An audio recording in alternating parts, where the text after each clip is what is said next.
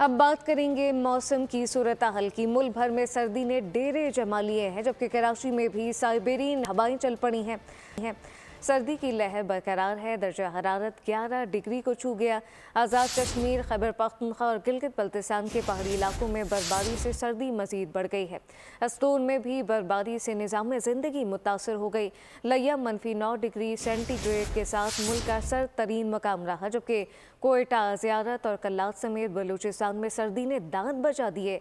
डिजकोट में शदीद सर्दी और कोहरे का 50 साल रिकॉर्ड टूट गया। हर चीज़ पर सफ़ेदी छा गई है।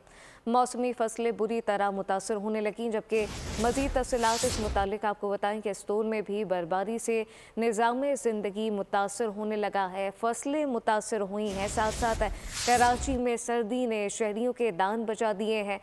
लिया -9 डिग्री सेंटीग्रेड के साथ मुल्क का सर्द तरीन मकाम रहा है। हर तरफ सफ़ेदी छा गई है। कोयटा, ज़ियारत, कल्लात समेत बलूचिस्तान में सर्दी ने दांत बजा दिए, जबकि मौसमी जो फसलें हैं वो भी मुतासर हो गई हैं। डिजकोट में शदीद सर्दी और कोहरे का 50 साल रिकॉर्ड टूट चुका है, जबकि साइबेरियन हवाओं ने शहर कायद में भी एंट्री दे दी है और हर चीज़ पर सफ़ेदी छा गई है। मौसमी फसलें बुरी तरह मुतासर होने लगी।